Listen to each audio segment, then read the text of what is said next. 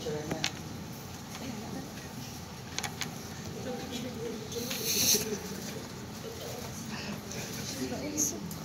So, in spectrophotometry, there's a measurement of light transmitted by a solution to determine the concentration of the light-absorbing substances in the solution. So, in clinical chemistry, we have different kinds of solutions that we're going to subject to testing.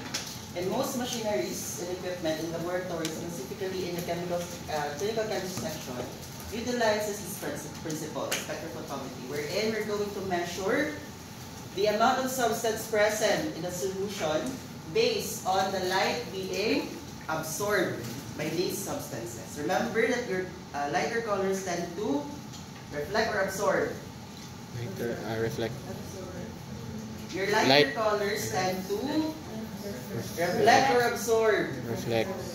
Tend to reflect light in comparison to darker colors which absorb Color. light. Okay? Light. Any question in this one? Wala. So we have an example here.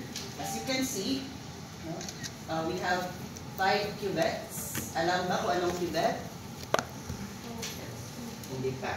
So cuvette is actually your container where you're going to put your sample as you're going to determine its concentration in spectrophotometer. And this is a very sensitive material kasi bawal siya magasgasan. Even a scratch would actually affect your reading. So you can see here, we have different concentrations of glucose. As you can observe, in terms of its color.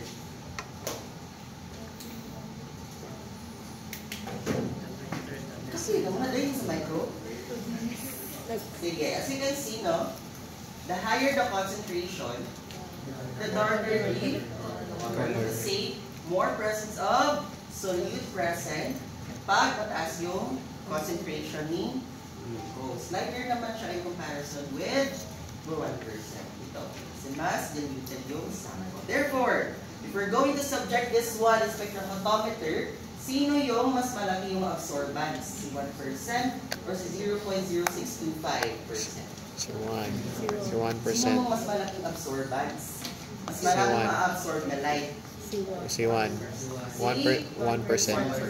Because it's darker and more concentrated. Any question on this one? Wala na? Next. Sige.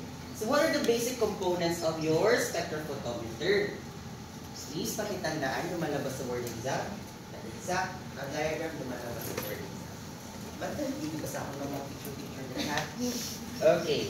So what are the basic components? So all of the machine, since spectrophotometer mostly yung kanilang principle, meron talaga itong mga components na to. Hindi pwedeng wala. You have your light source. Components mean to say that all of your spectrophotometer must have the following components in order for it to work. Definitely you have your light source.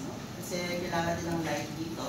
Because with the light, we're going to read the amount of concentration presence due to the presence of the absorbance and transmittance of our light. And of course, you have your entrance slit. You can recall last time, meron tayong grating, right? Gradients. Wherein there's an entrance slit.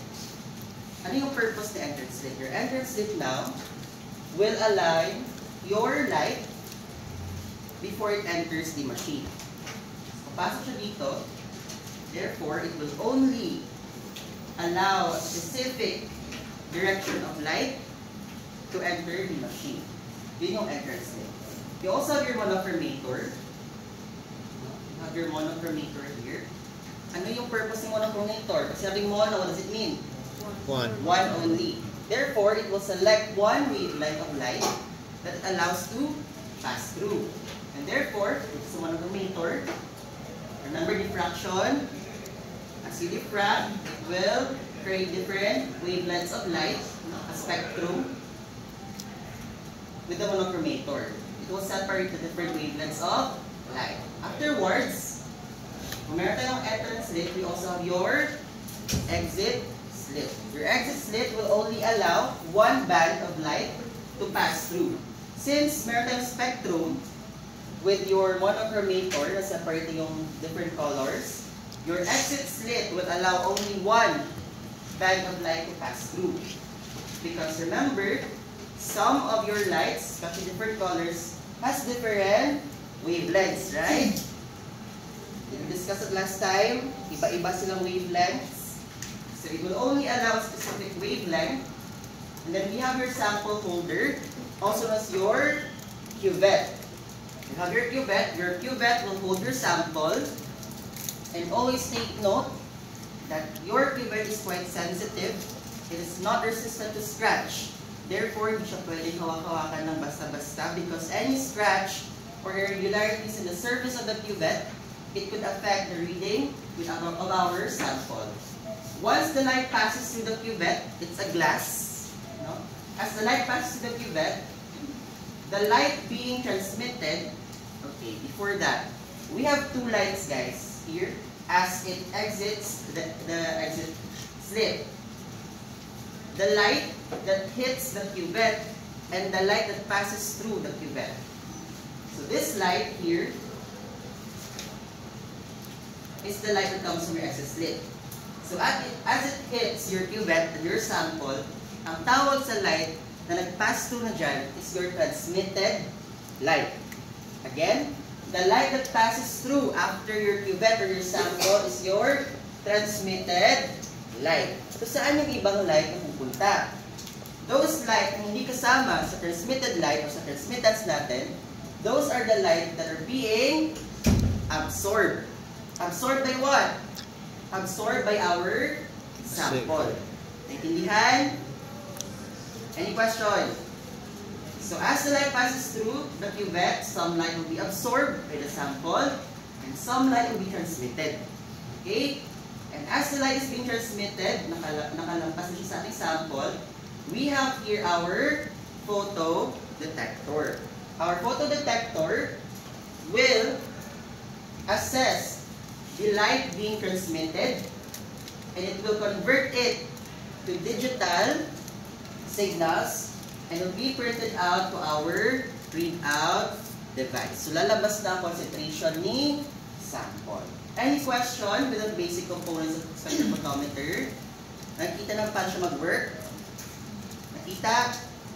Sure? Grabe. Nastado na pati yung utok sa inyo. Naintindihan? Yes, sir. Okay, let me repeat. So these are the basic components of your spectrophotometer. Tandaan. So, kailangan lahat to meron because it's the basic one. In order for spectrophotometer to carry out its function, which is to identify the concentration of a substance. Basically, you must have your light source. Kasi pag walang light source, hindi natin makukuha ang concentration ni substance. Basically, we're going to use light here in order for us to identify the concentration of our unknown sample. So as the light passes through here, we have your entrance slit. Because remember, if you have your light source here, scattered yung direction ng light. We need a one uniform aligned light para specific siya in determination of our sample. So we have your entrance slit here. It will create a single line of light. And as it passes through the entrance slit, it will pass through the monochromator. By the term itself, it will create one beam of light or one band of light from your light source where it will diffract, creating different bands of light. It will diffract ibang-ibang bands of light.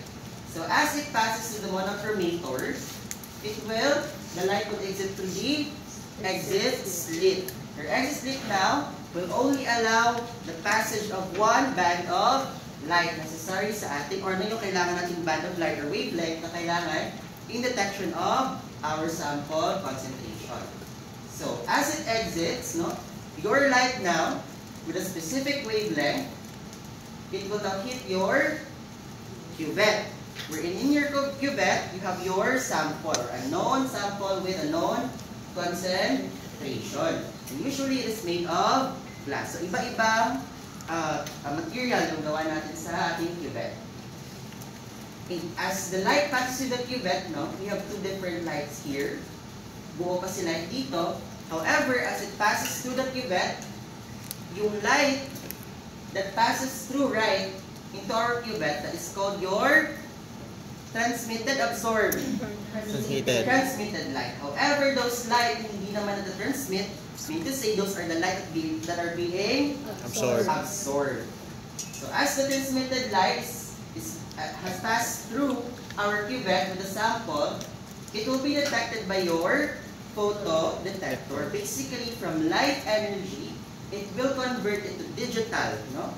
Para ma-visualize natin, your photo detector will now sense it, and it will be now printed to our readout device. So by the readout device, makikita na natin kung ilan yung concentration ng ating sample. So basically, that's the principle of our spectrophotometry. Okay na? Naintindihan? Sure. So if I-illustrate yun sa'yo, kaya na? No. Kasi yun na, anong doing? Okay ha? Tandaan na. Any question? Any question? None na. Sige. Okay. Sige. Guys, this is the easiest topic sa CC car CC. Hindi mo ka ano-ano, yun. No? Wala na, hindi na mo nitog math din eh. Tandaan nyo lang yun. Wala kang tapos ng pilingan sa inyo. Okay. So, another diagram for single beam spectrophotometer. Okay. Sige. Again, balik-balik lang siya. You have your light source. As the light is being turned on, you have your entrance slit. Ano yung purpose ng entrance slit? So that we can have one line of light. And as the one line of light enters your entrance slit, it will now come in contact with your monochromator. Anong purpose ng monochromator? It will undergo diffraction. The light will undergo diffraction para makapili tayo ng isang wavelength of light or isang band of light. So, marami siyang rating so that we can actually have or extract one band of light. Kaya monochromator. Okay. So, as the light passes through monochromator with the grating, it will now go out through your exit slit. Ganun pa rin para one line pa rin ng light. So, as the light passes through the exit slit, it will hit your sample dito sa cuvette natin. How do you read this one? Cuvette. Okay? Your sample is enclosed in your cuvette. As the light passes through the cuvette, you have your transmitted light. As it passes through the cuvette, of course, absorb na yung ibang light depending on the concentration of the sample. Yung transmitted light natin will be detected by your photodetector, also known as your photo multiplier tube, or your PM tube. PM or photo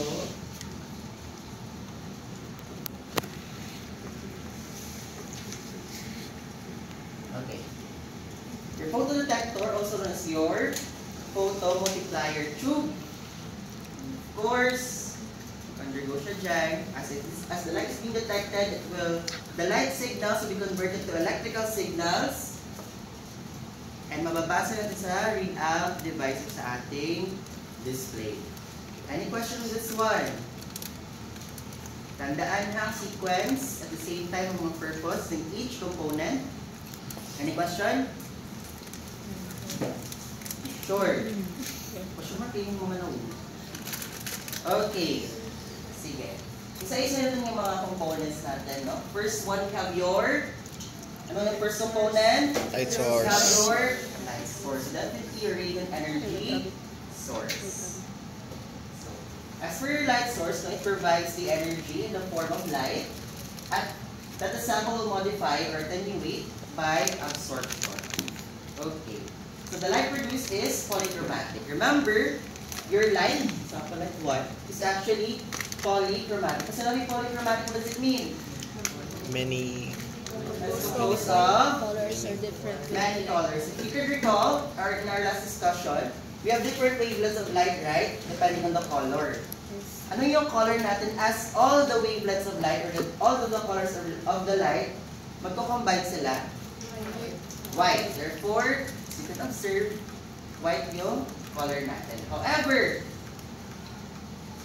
as it passes through different components, nasa-separate yung different wavelengths of light. However, yung ating light source, pag tinanong kayo anong klaseng light, anong produce ng ating light source, it's your polychromatic light. Therefore, all visible wavelengths are present. Lahat ng wavelengths na light na i-emit ng ating light source. Any question with this one? Okay, so kailangan natin siyang i-modify based sa ating requirement. So, factors for choosing a light source. Definitely range. Dapat kailangan abot niya yung range ng ating wavelength needed for our sample. Because some sample, guys, actually require a specific wavelength. You cannot read those samples if hindi tama yung range or wavelength na required natin. You also have your spectral distribution within the range. Same pa rin. Dapat within the range because some sample very sensitive in terms of the wavelength. At the same time, range na kailangan nila in order for them to be read by the spectrophotometer. Next one, source of radiant production, stability of the radiant energy, and of course, the temperature. Some light emits a higher energy in comparison to other light. So dapat akma siya or in line with the requirement needed kung ano yung sample na i-run natin. Any question with the light source? Take note of this one, ha? Okay, let's proceed with this.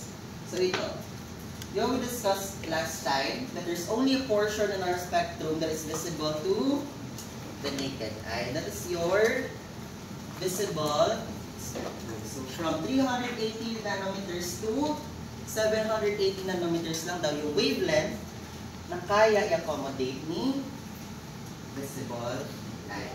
Okay? As for your currents, we have two. Your alternating current and your direct current. What's the difference between the two? Physics.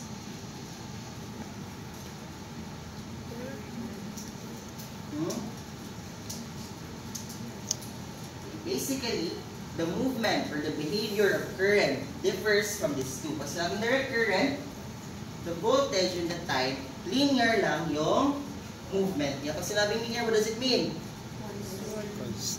Ano? Straight line.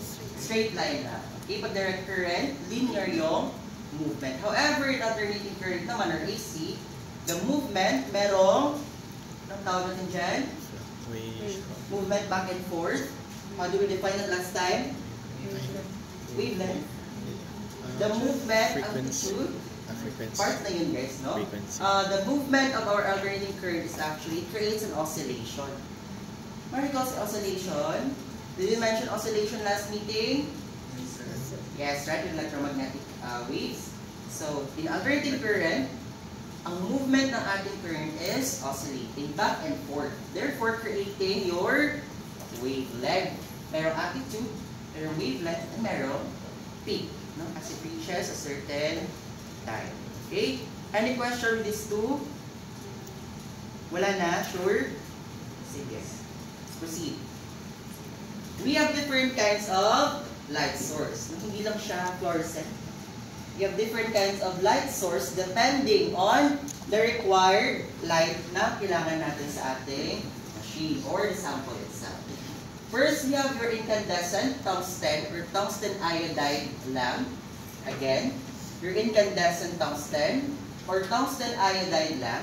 Guys, please take note kung malabas sa board exam. Wherein approximately 15% is visible and the rest is near infrared. That's according to Bishop. Nagbabasa na ba ng Bishop? Wala. Sige. Guys, balik lang, basa nyo. Nasya ka lang dito. So again, your incandescent tungsten or tungsten iodide lamp, approximately 15% is visible. However, the rest, so ilang percent yun, is near infrared. Approximately 85% is near infrared. That's according to Bishop. Next one, you have your tungsten or tungsten halogen lamp, where it emits light at the visible region in the, what does EMS stands for?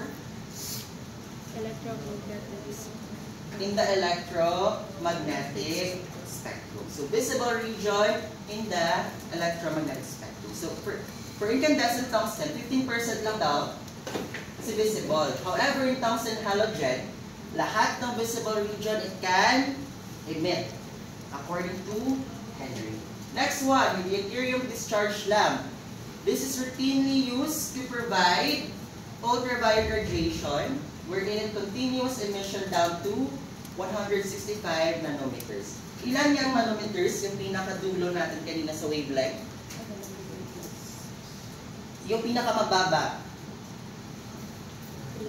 It's 380 nanometers. However, with the deuterium discharge lamp, no, since it is actually used routinely to provide UV radiation, it can read as low as 165 nanometers. Therefore, much lower than the visible light. So, kaya niya mag-provide ng UV radiation. Remember that in the left side of your spectrum, it's your ultraviolet na spectrum. Therefore, with the deuterium lamp, lower na wavelength yung kaya niyang i-provide. Next one is your hydrogen lamp. Still pa rin, UV radiation pa rin ang nai-emit ni hydrogen lamp. And lastly, you have your xenon discharge lamp, where it can emit light from ultraviolet until visible range na wavelength. So any question with this lamp? These are all light source. Nagbavari lang siya depending on the wavelength at the same time spectrum na kaya nilang i-provide. As I mentioned a while ago, some of your samples really require different wavelengths in order for them to be read out. Okay? So, kailangan iba-iba sila. Different purpose. So, please, pakitandaan. Any question with this one? Any question? Sir. Wala na. Sige. Let's proceed. Okay, ito.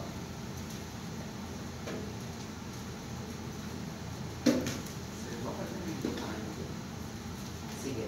Sino nga yung pinakamababa that has the ability to read at the lowest wavelength among the lamps alongside the UV? It's your deuterium discharge lamp. So among here guys, saan ba si UV banda? On the left side or on the right side? Left side. The left side. So among here, sino yung kayang magbasa ng ultraviolet alongside your UV?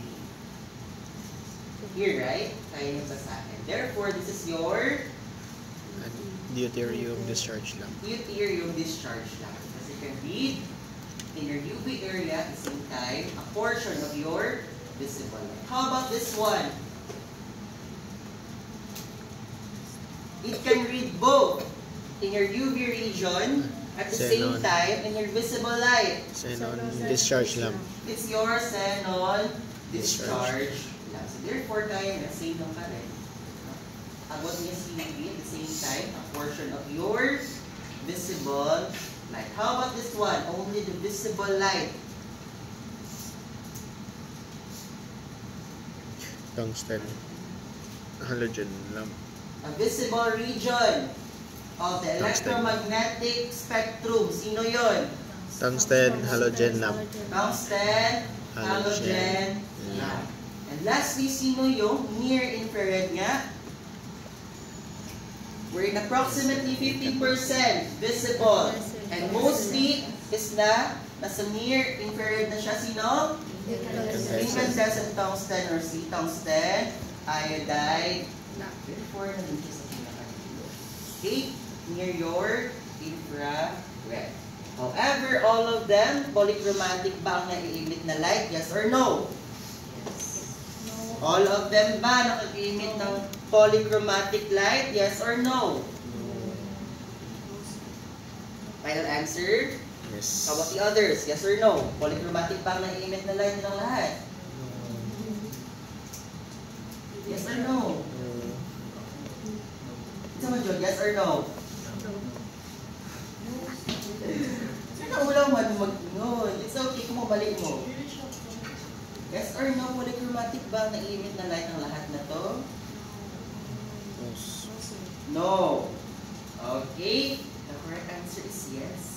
No, remember, UV region, maraming kayong light dyan. At the same time, visible. Di ba iba-ibang color?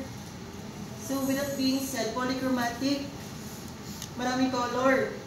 Yes or no? Yes. Yes, therefore, polychromatic pa rin yung nai-emit na light. Naintindihan ba? Noon sa mo guys. May energy gap. So, polychromatic pa rin ha. So, any question with the light source? Wala pa sir. Wala na. Yes. Bakit ka naman?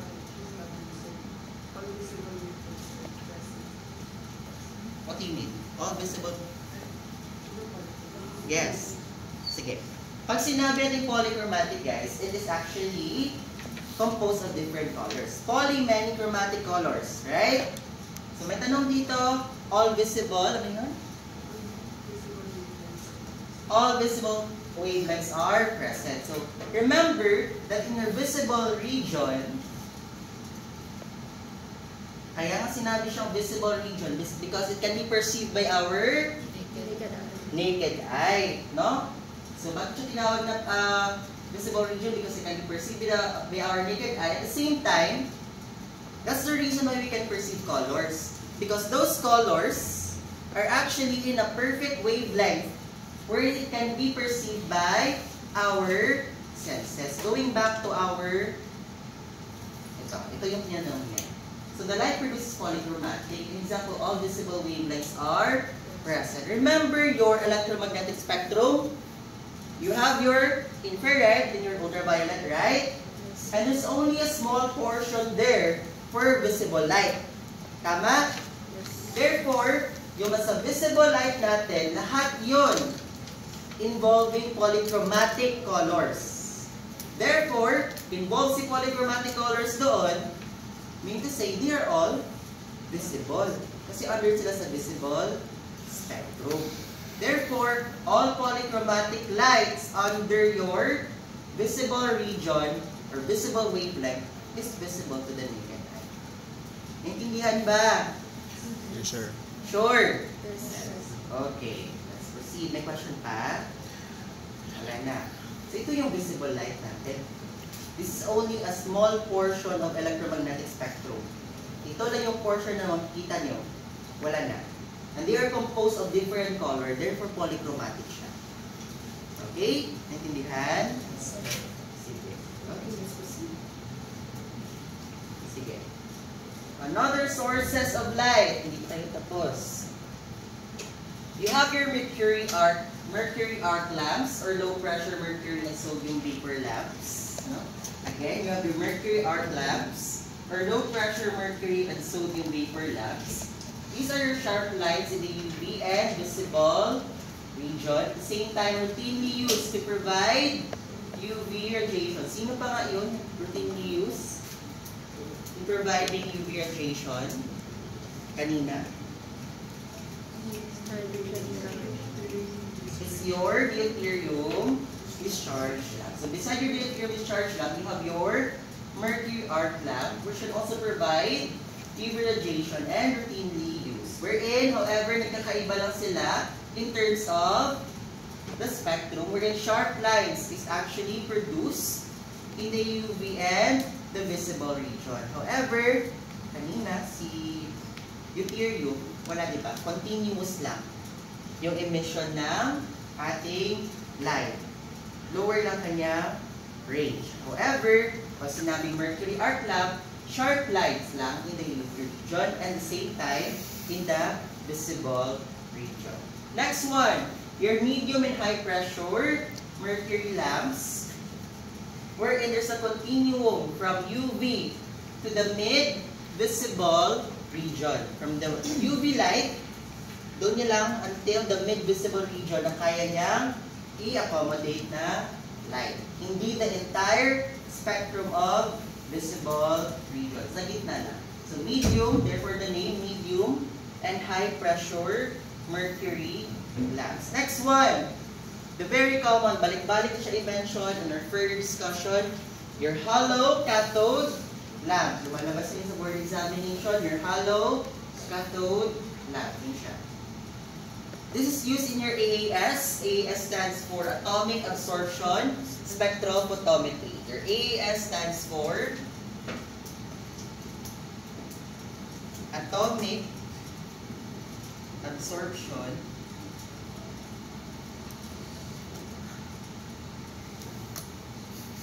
Spectrophotometry.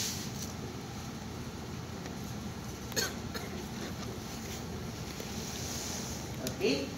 Pag nino kayong nagamit na light source in our AAS, it's your hollow cathode lamp. And of course, your Nernst blower or glow bar or SIC, which is used for infrared light naman. Infrared light specific siya na light source. Your Nernst blower and glow bar SIC.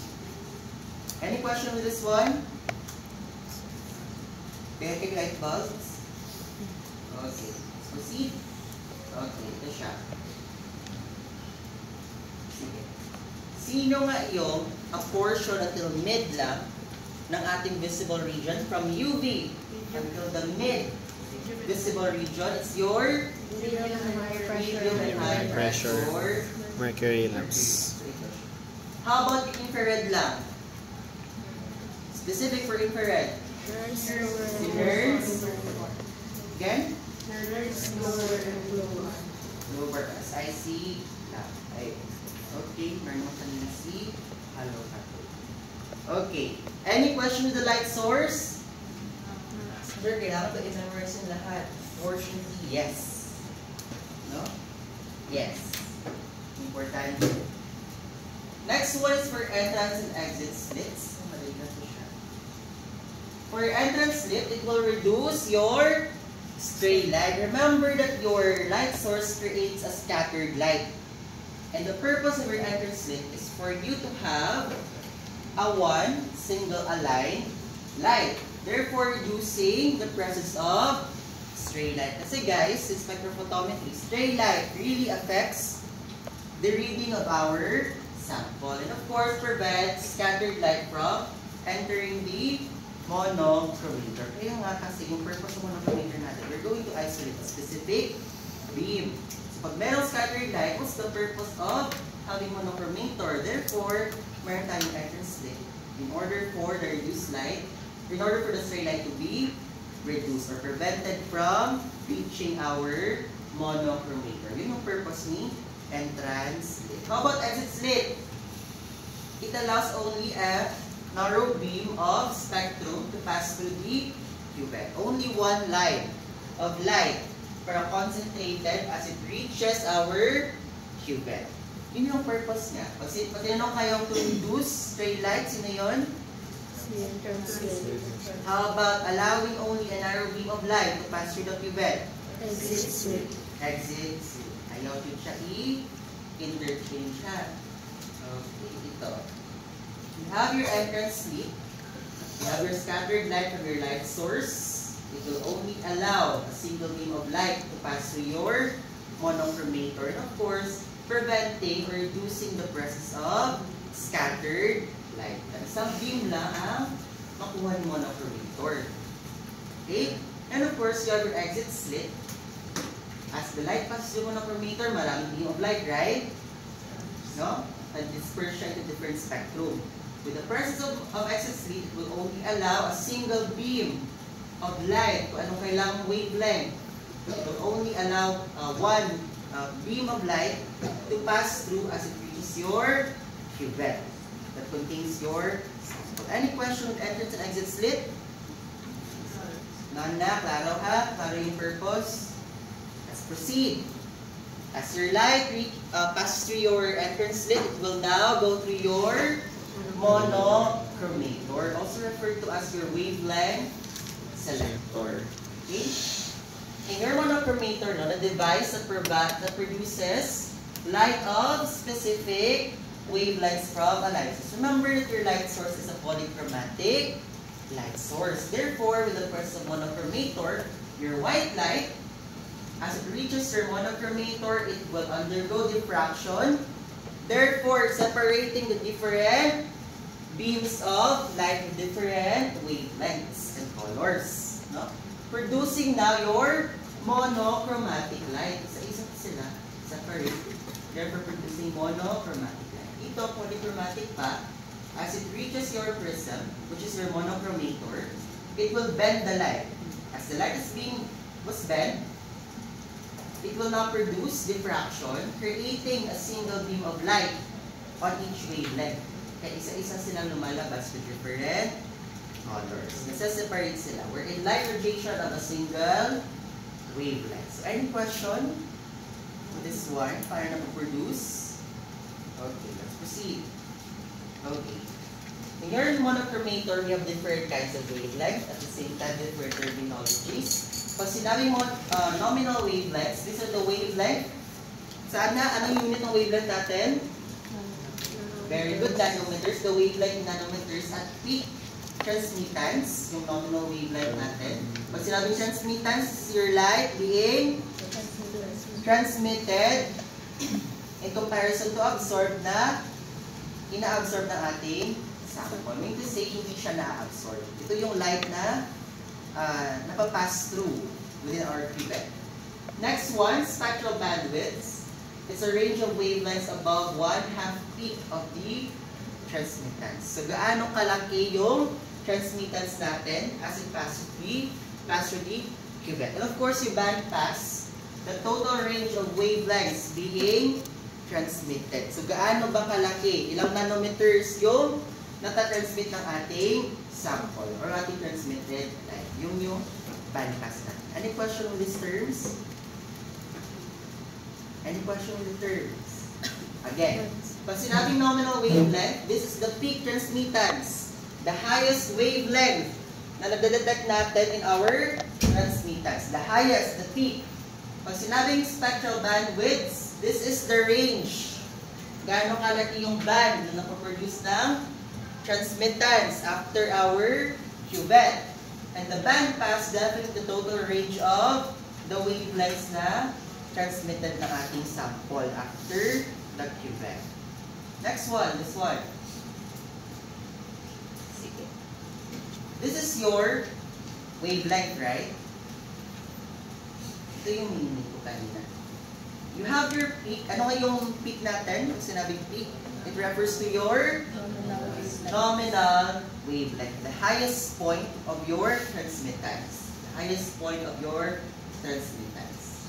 How about your band pass? It's the distance between the lowest peak or the base of your wavelength to the other end of your wavelength. How about the spectral bandwidth? As per definition kanina, it's your range of wavelength above 1/2 peak. Means to say kalagitnaan.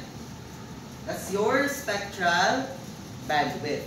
However, pag tinanong kayo, the peak transmittance or the full peak of the transmittance, it refers to your nominal wavelength. How about half only or halfway of your nominal wavelength? That's your spectral bandwidth. How about the distance between two wavelengths? Or the range between your two wavelengths? It's your band pass. Okay, any question on this one? Actually, terms na siya guys, but discuss pa rin siya in order for you to appreciate it later. Any question? None pa. Kapag tinanong kayo, what's the band pass of this specific wavelength? Kasi yung band pass, it should be in range. Your band pass should be at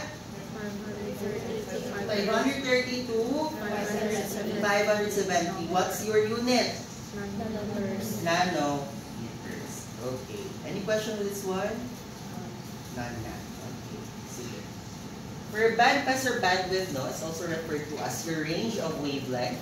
It will now determine the efficiency of your monochromator. Generally, the narrower the range, the more desirable it is. Therefore, prisms or gratings with less than 5 nanometers is actually used in order for us to get the desirable na wavelength. And interference filters is being used as well at 10 to 20 nanometers. So pag sinabing ganito, which is more preferable, those wavelengths with higher range or those wavelengths with shorter range?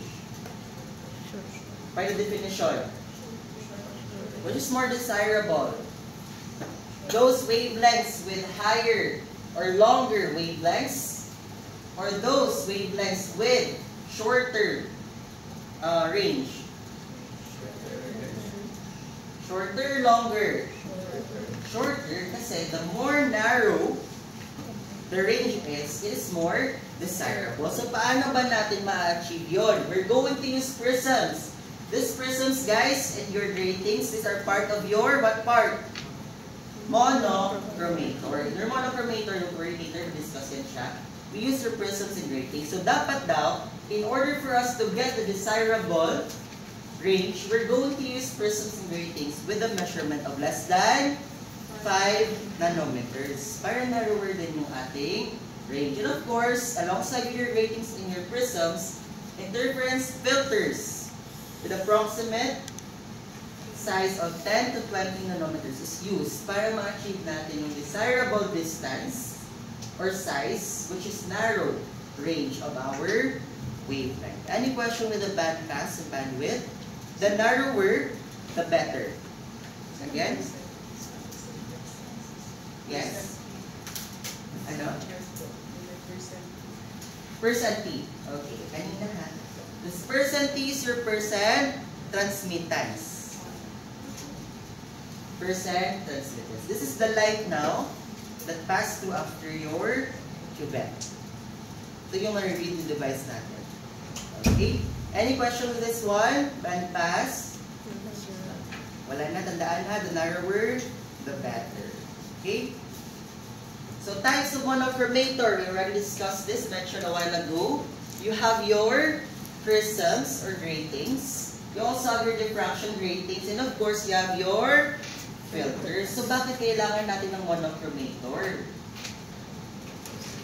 With the previous discussion, bakit kailangan ng monochromator? For us to separate the different beams or bands of light, no? Depending on the wavelength na kailangan natin. Sige. Tandaan na, we have your prism, diffraction gratings, and your filters. For your prism, no? It's a wedge-shaped piece of glass, quartz, or sodium chloride. A narrow beam of light is refracted as it enters the prism, which is more dense material. As you can see here, nakita na ba ng prism in real life? Wala pa? Sino dito nag-math trail? Hands on. Wala? Sige. So prism, guys, nakita mo Toblerone? Yes. Okay. Your prism is actually the same shape as your Toblerone. Imagine your Toblerone na lang. Ganon. So as the light passes through that, especially on the thicker side of your prism, it will bend your light. No? Kasi mas dense dito, right? In comparison sa peak.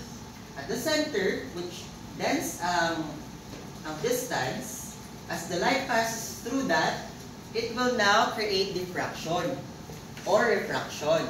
The light will be refracted, therefore mag-bend si light, creating now a different beams of light or wavelength, separating your white light into different colors of light. So it can be rotated, allowing the desired wavelength to pass through the exoscale. So imagine your Toblerone, pwede na siya ipatuyok-tuyok in order for you to get your desired wavelength, no? Depending on the wavelength required. Okay? Any question with this one? Kabila ng sa itsura sa prism. Di pa, John? Wala pa kakitag Toblerone? Sure? Sige. Ulit yung geometry natin. Sige. Marga na siya, guys, no? Apologies for my drawing. Marga na siya. Somehow, marga na siya. Iyuhang prism. Yes. Ganyan. So as the light passes through this, no, it will refract your light. This is your white light. it will refract, therefore mag-bend siya, creating different bands or beams of light or different wavelength. Okay? So pag na-create na sa different wavelength or desired wavelength, your light now will pass through your exit slit. Ganyan. Ano din? So you have your white light here. As it passes through the more dense portion of your prism, it will bend your light or it will refract, creating different beams of light. And that specific wavelength or beam of light will exit your exit slit. Okay, yan. Kita na ba? Mag-make sense na? Sure ha? Sige. So have your white light, as it passes to the prism, it will bend, creating different beams of light. And sa exit slit, it will only choose a specific wavelength of light. Next one. Beside your prism, you also have your diffraction gratings. This is the most commonly used monochromator. Again, tandaan, what is your most commonly used monochromator? It's your diffraction gratings. It creates better resolution than the prism, made by cutting parallel grooves or slits into a luminized surface of flat piece of crown glass. No? Later, we're going to, medyo vague siya if you're going to refer to your definition. And lastly, wavelengths are bent as they pass a sharp corner. So, ano ba yung journey? Diffraction grating. So, last time, we already discussed, no? Diffraction with gratings. So, you have here, you have your glass, and in your glass, you have different gratings, where there's certain crowns, or there's certain cracks, no? Or spaces in your glass. So, as your light passes through this glass with cracks, sabihin natin cracks, it will now bend your light. No? Remember, if yung glass natin hindi siya smooth, hindi siya clear, it has different gratings. Nakita na mo grater sa cheese. It has different holes, right? So, same pa rin ang principle yan siya. You have your glass with different gratings. Imagine holes or breakage sa ating glass. As the light passes through those glass with gratings, as it reaches each grating, yung mga cracks natin, it will bend your light. And those bended lights create now different wavelengths. Therefore, kalat-kalat masyado ang ating different wavelengths as it passes your grating, as you can see here. Diba kalat in comparison to your prism? That as it bends, one direction lang lahat. As for your gratings, as the light passes through your gratings, and it reaches a certain point kung saan yung gratings natin sa ating glass, it creates diffraction in different directions. Okay? And of course, exits to your exit slit. Nakikita ba paano mag-work si grating? Makita? Sure. Yan ha. Okay, ganyan. In your diffraction grating, you have your piece of glass. However, in your glass, it's not smooth. Meron siyang gratings. Meron siyang irregularities sa surface. So, as light passes through this glass, madidisturb ang beam of light natin because of the irregularities present in the surface of your glass.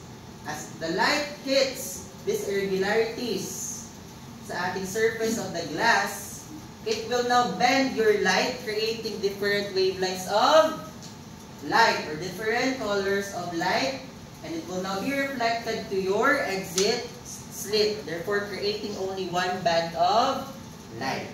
Naintindihan sa diffraction grating? Sige, compare natin si prism.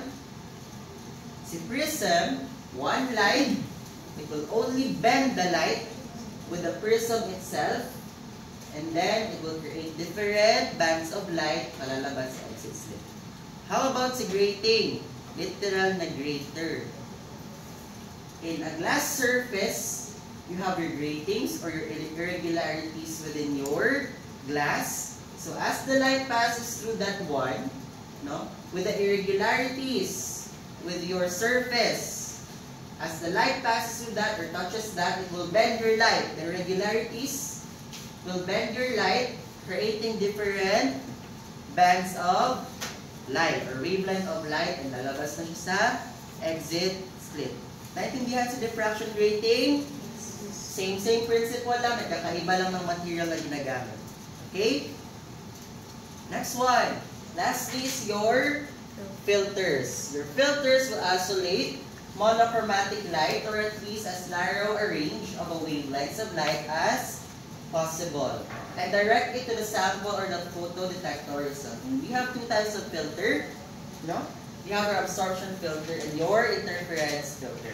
In comparison to your first two monochromator, your filter now, it will serve, no? It will block other beams of light, only allowing one specific beam of light. Ito. So instead of undergoing diffraction and refraction, instead of bending the light, in order for you to create different wavelengths of light, si filter, hindi na niya kailangan. All you have to do is put the filter, and it will separate the light for you. Okay? As for the absorption filter, we have two, right? Your absorption filter and your interference filter. For your absorption filter, it will absorb regions of the electromagnetic spectrum and allow only a limited domain of the spectrum to pass through to the sample cuvette. Can you recall your electromagnetic spectrum? From the previous discussion, we have different kinds of spectrum, right? From UV to infrared. So with absorption filter, guys, you're just only going to use that one. And this filter will not allow the passage of any region or range sa ating electromagnetic spectrum. It will only allow the passage of visible light. So siya na mismo ang pagpipili sa inyo. No need for refraction, no need for bending of lights. Siya na mismo mag-a-adjust for you. Therefore, absorbing other types of light na hindi kailangan ng ating sample, only allowing the presence of visible light. Okay, yun si absorption filter. Ina-absorb niya ang other regions except for your visible region. Any question with absorption filter? Any question? Klaro? Klaro paano mag-work sa absorption filter? Yes. Okay, bantay na. Okay. Next one. Interference filter. It's the simple and least expensive among the filter. It is made by placing a semi-transparent silver films on both sides of the dielectric field such as magnesium chloride. Natindihan? Siyempre wala. Of course, producing monochromatic light based in the principle of constructive interference, eliminating other wavelengths by destructive interference. Don't worry, no, kasama sa nato. Later I will explain to you. And wavelength depends on the thickness of the gap between the fields. So, as for this one, you have your as for your interference filter, guys, basically, you're going to put, no, two semi-transparent silver layers in between your magnesium chloride. Ano yung purpose na yun? Basically, we're going to interfere the presence of other light on different regions from reaching your cuvette. Nababawalan natin siya. So, paano siya babawalan? We're going to use semi-transparent silver layers. No? This will serve as a blockage of your light that is not needed.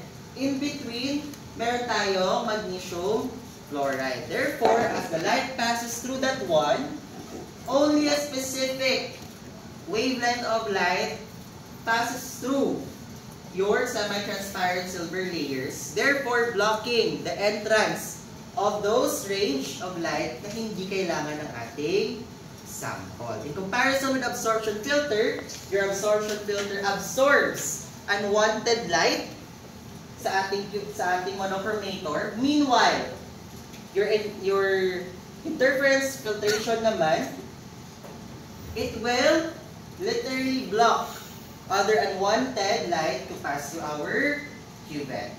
Naintindihan ba ang difference? Ganun lang yung difference guys. Naintindihan? Pag sinabing absorption filter, ano ginagawa?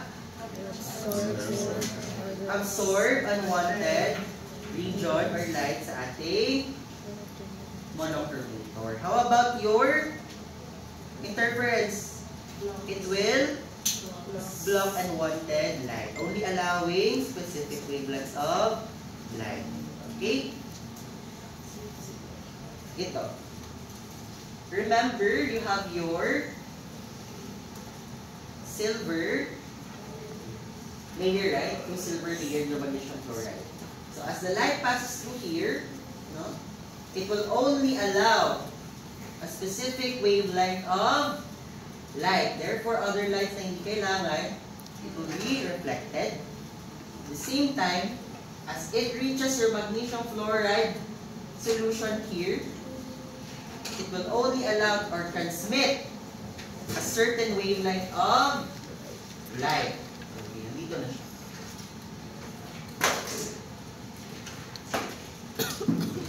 Any question with your interference filter? Naintindihan yung principle? Sure? Okay.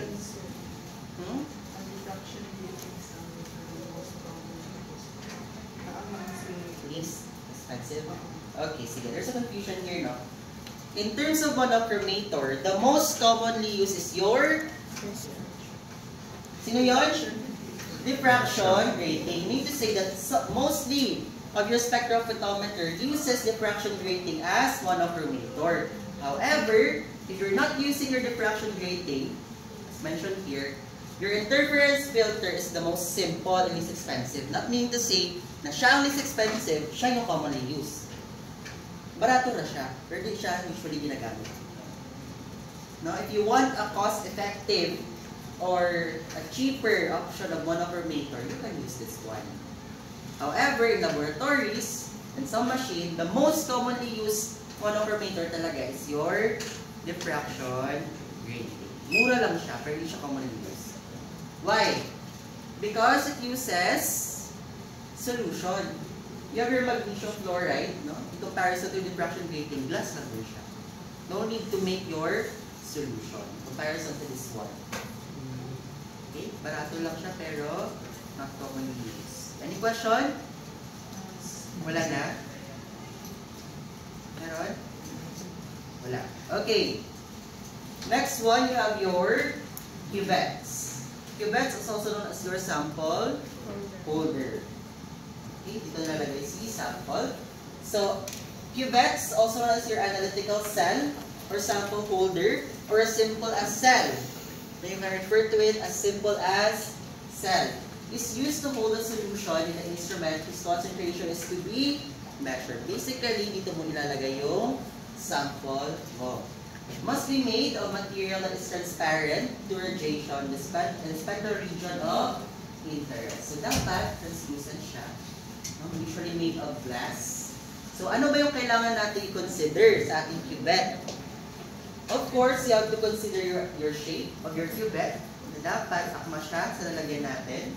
And of course, the path length. Ano yung path length natin? It's the distance between the two surfaces of your cuvette. That's your path length. Because remember that light will pass through that one, right? And remember, light speed actually depends on the density or gaano kapaga or gaano kakapal yung length natin sa ating cuvette. Okay. Types of cuvette, still lumalabas sa board exam. You have your fused silica or quartz. As for your fused silica or quartz, it's usually used for wavelengths under ultraviolet rays. Specifically, those wavelengths less than 350 nanometers. And one example of that is your uric acid. Uric acid.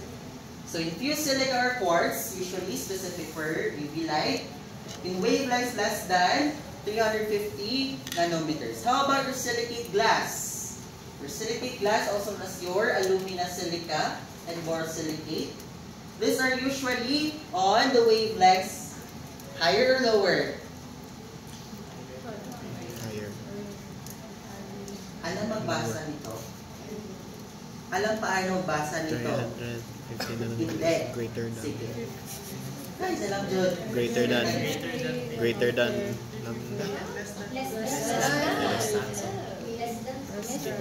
Alam paano magbasa? Okay. For consolidation of everyone. You're going to read this one. You refer to this as your base. Okay? Mean to say, if nandito siya, facing towards your base, it's greater than. Okay? Pag dito naman, as is. Kasi dito siya, di ba? Okay.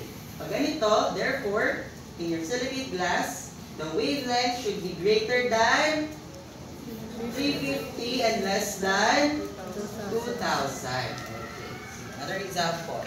Read it here. Pag sinabi naman ganito,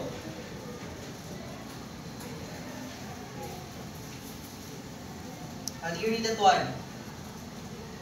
Ito muna. Less than. Base. Your wavelength is Less than less than 350. 350 and Greater than 1,000. less than 200, 2,000 nanometers pa rin. Ganito magbasa guys ha. Ganito. Ganyan. Okay, so therefore, in silicate glass or luminous silica or borosilicate, the wavelength should be greater than 350 nanometers, however less than 2,000 nanometers. Therefore, the range is between 350 nanometers and 2,000 nanometers, which is the visible region. So, any question with this two? Wala na. Okay. Aside from those two, we have your plastic, no, of cuvette, usually used for the visible and ultraviolet range and can present problems related to tolerance, cleaning, etching by solvent, and temperature deformation. Remember that we're going to use different reagents. And some of these reagents actually creates heat. So pag sa subject, si cuvette made of plastic to heat, possibly, masisira kaagad si cuvette. Mahirap din siya i-clean. Especially when you're going to use substances or reagents that are corrosive at the same time imparts color, such as your picric acid. No? Your picric acid is yellow in color and masyadong mahirap tanggalin si picric acid. Hindi na siya natatanggal usually if it come in contact with surfaces. No? That's why disadvantage ang paggamit ng plastic cuvettes. Okay, any question with this one? Any question? None. Okay. So, how to clean and to make your cuvettes optically clear. So, because of etching or deposits on the surface, it will affect absorbance value. So, I mentioned a while ago, no, in your presentation, in introduction, that your cuvette is quite sensitive. As simple as scratches and irregularities sa cuvette mo, it will affect reading of your sample. So, scratch optical surfaces scatter light and should be discarded. Remember, in your diffraction grating, we have your irregularities in the surface of your glass, right? Para mag-bend ng light. So, same principle pa rin ang nangyayari sa cuvette natin. If merong gas-gas yung cuvette natin, your light will create scattering. It will scatter your light instead of having it on a straight line. Pag merong irregularities sa cuvette natin, it will bend your light. Therefore, affecting the reading of our sample. So, dapat, anong gagawin?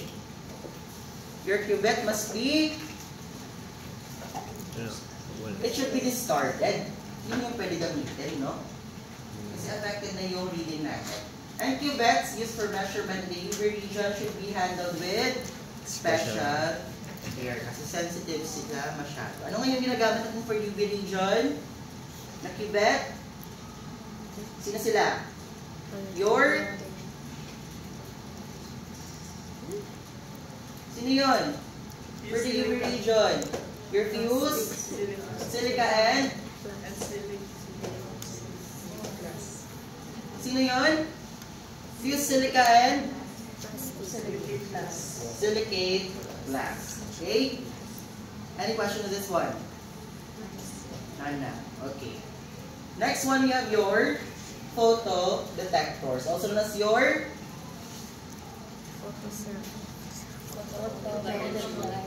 photomultiplier. Okay, pantay natin yan. Okay. Your photodetector will convert your transmitted light energy into equivalent amount of electrical energy. Basically, it will convert your light energy to electrical energy. Saan galing yung light energy natin? It's your transmitted light from the cuvette. No? As it has to be cuvette. Sige. Okay, we also have your types of photodetector. First one, you have your barrier layer cell, also known as your photocell. You have your phototube, your photomultiplier or PM tube, and of course your photodiode or PDA. Okay. First one, you have your barrier layer cell or your photocell. It's composed of light-sensitive material. Example, your selenium or iron plate or transparent layer of silver. When exposed to light, electrons in the light-sensitive material are excited and are released into the highly conductive silver. So therefore, there's no need for power source. So you have it right there. You have your thin metal film and your base semiconducting layer. So as the transmitted light reaches the light-sensitive material, yung thin metal film natin, it will then excite your electrons present in your film. And therefore, it will be released into the highly conductive silver yung sa baba natin. Therefore, creating now electrical signals. Therefore, hindi na kailangan ng power source. Ito. However, among the photodetectors, it has your slowest response time because you have to wait for your electrons to be excited. Difficult to amplify electrical energy because siya na mismo gumagawa ng electrical energy niya in comparison to others kasi hindi na siya nagre-require ng electrical energy. And inexpensive and durable but temperature sensitive and non-linear at very low and very high levels of illumination. Remember that the reaction or excitement of your electrons is dependent on the light present. Therefore, in cases of very low or very high naman na levels of illumination or light, hindi masyado na-excite yung electrons natin. So it's very sensitive in terms of this aspect. Hindi siya masyadong favorable in terms of this condition. So marami siyang requirements. Any question? Need ba ng power supply si barrier layer cell? Yes or no? No. Yan no, siya na mismo nag-provide with the excitement of electrons. Okay, ito siya. So you have the thin layer of silver. As light touches the thin layer of silver, it will excite your electrons. And those electrons will be transported to this one, therefore creating electrical charges displayed in your printout device. Next one. You have your phototube. Also has a photosensitive material that gives off electron when light energy strikes. Now composed of a vacuum glass, have it right there, that encloses your positively charged anode with large surface area and negatively charged cathode, which is usually rubidium and lithium. If you will be asked in the examination, what are the negatively charged cathodes of your phototube? These are your rubidium and lithium. So your cathode and anode is actually enclosed in a vacuum sealed glass right there for your phototube. Ano ba yung anode? What's the difference between anode and cathode? Na-discuss before, wala? Na-discuss before? Sino si anode and cathode? Or ngayon lang na-encounter? Ngayon lang? Na-discuss, diba? Pag sinabing anode, it refers to Positive, negative? Positive. Sure? Yes. Okay, so you're positively charged. And how about your cathode? Negative, positive? Negative. Negative. Nako-confuse ba dito? Because in chemistry, di ba, an ion refers to your negatively charged particles. And cation refers to your positively charged particles. Bakit siya nagkabaliktad? No? Because your anode, it attracts your negatively charged particles, which is your anion. Therefore, referred to as anode. Meanwhile, your cathode, it attracts your positively charged ions, which is your ions. Therefore, referred to as cathode. So, ayaw din siya kalimtan ha, because sometimes na-interchange. Okay. So, ano ngayong common material ginagamit for your cathode? Rubidium and lithium. Okay. So, it emitted electron jumps over the positively charged ions, anode, where they're collected and returned to an external measurable circuit. And requires external source of energy. Sino nga yung nag-require ng external source of energy? Photocell. Photocell or barrier layer. However, sa phototube, it will require external source of energy. Ito siya. We have your light release from your transmitted light. It will excite your electrons. You have your photoemissive material, your cathode, your anode, and will create your electrical signal and current will be read out to your read out device. Okay. You have your photomultiplier tube, your PM tube. It will detect and amplify radiant energy. Now, incident light strikes the coated cathode, emitting electrons, and electrons are attracted to a series of anodes. In this term, in photomultiplier tube, it is not referred to as your anodes. It is referred to as your diodes, each with successively higher positive voltage. And your diodes give off many secondary electrons when hit by a single electron. So basically, para siyang snowball effect. No? As it reaches one electron, that electron being excited will hit another electron, and so on and so forth. Amplifying now the energy. Therefore, it will detect and amplify the energy. Bangga-bangga lang. Okay? Sige. It is used in instruments designed to be extremely sensitive to very low light levels and light flashes of very short duration. Rapid response times with 10 to 15 diodes and not subject to fatigue in comparison to your barrier layer cell, which is very sensitive to very low light levels and high levels. Ito, si photomultiplier tube, it can accommodate very low light levels. So ito siya. So from one electron, as it reaches a certain point, it will amplify the number of electrons. Okay? And lastly, your photodiode, absorption of radiant energy by a reverse bias p-n junction diode, positive negative, produce a photocurrent that is proportional to the incident radiant power. Not as sensitive as photomultiplier tube, but with excellent linearity, speed, and small size. So ito siya. Okay?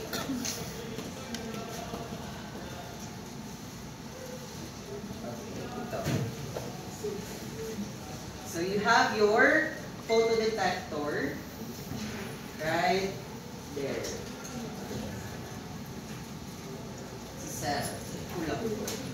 So basically, this is the photodiode iron on this picture. I'll show you.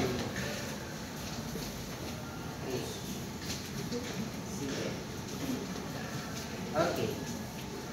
That's it. And there for our lecture. Any question? Okay. Sige. We only have one component of spectrophotometer left, which will be discussed next meeting na lang.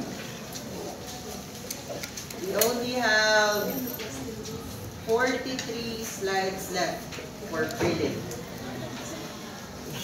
So you can still still do reviews after our discussion. So, any question? Wala na? Okay, wala na. You may take your lunch and prepare for our activity and a quiz later. Di ba sa baba? Galit. Sa baba ka po.